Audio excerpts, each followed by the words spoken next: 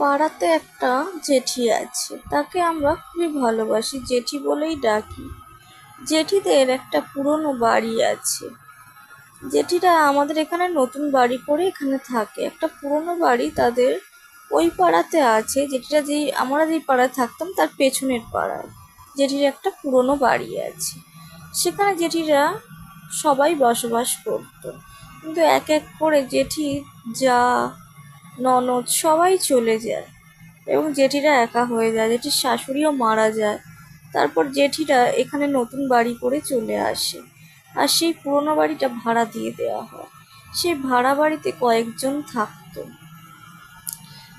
তখন জেঠির বাড়িতে যারা ভাড়াটে থাকতো তাদের মধ্যে কি হয়েছিল জানি না, কিন্তু একদিন তার স্বামী গলায় দড়ি দেয়। গলায় দড়ি দেওয়ার পর সেই ঘরটাতে যখন তার স্ত্রী খোলে, দেখে যে গলায় দড়ি দেওয়া অবস্থায় ঝুলছে। এমন অবস্থায় সব কিছু দেখে তারা থমকে যায় এবং পুরো পাড়ার লোক জড়ো হয়ে যায়, পুলিশ আসে, সব কিছু হয়। তারপর কিছুদিন কেটে যায়। তারপর জেঠিরা সেই ভাড়াটিয়া উঠে চলে যায়। তার স্বামীকে হারানোর পর সেও সেই বাড়িতে আর থাকতে চায়নি। কিছুদিন পর জেঠিরা নতুন ভাড়াটে আনে আর ভাড়া দেয়।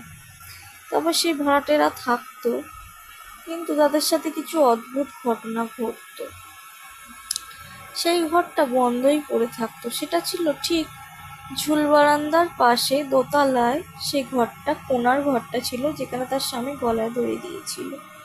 সেই ঘরটার পাশে তারা যে থাকতো, মাঝে মাঝে তাদের বাচ্চারা সেখানে খেলতে যেত।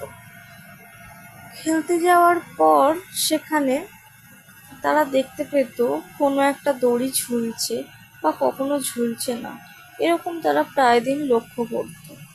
কিন্তু ওই ঘরে এমন কেউ থাকতো না যে দড়ি ঝোলাতে পারে, বা আবার কখনো দেখাও না যায়। তখন তারা খুবই ভয় পেত, মাঝে মাঝে কেন এই জিনিসটা হয়।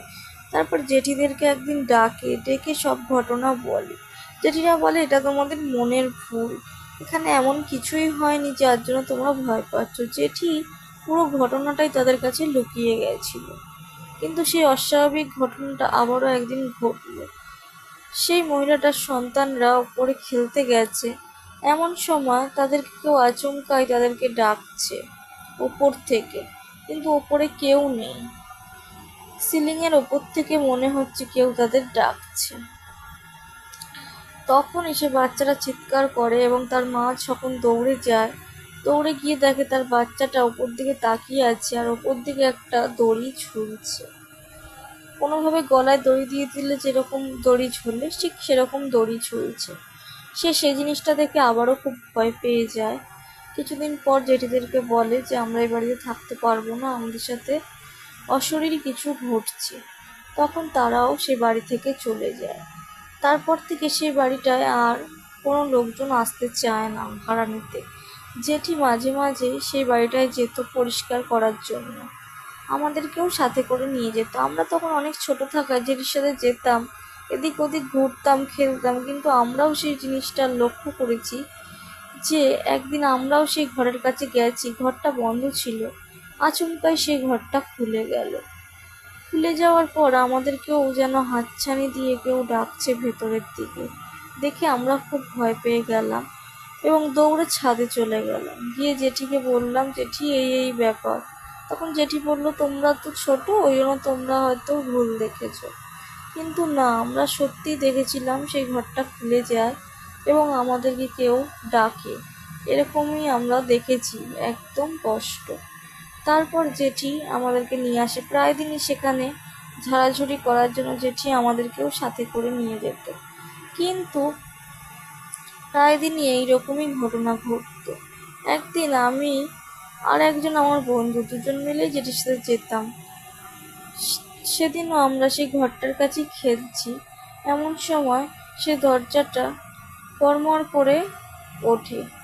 আমরা বুঝতে না পেরে সে দরজাটার দিকে হাত দিতেই দরজাটা খুলে যায়, আর দেখি সেই দড়িটা ঝুলছে, অনেক লম্বা হয়ে ঝুলছে। আমরা খুব ভয় পেয়ে যাই আর চিৎকার করি। জেঠি সেখানে আসে, নিজের চোখে সেই দড়িটা দেখে, আর তারপর থেকে সেই বাড়িটা বিক্রি করে দেওয়ার কথা ভাবছে। কিন্তু আজ পর্যন্ত সেই বাড়িটা বিক্রি করা যাচ্ছে না, আর কেউ ভাড়াও নিচ্ছে না। আজকের গল্পটা এতটাই, পরবর্তী গল্পে দেখা হবে খুব তাড়াতাড়ি।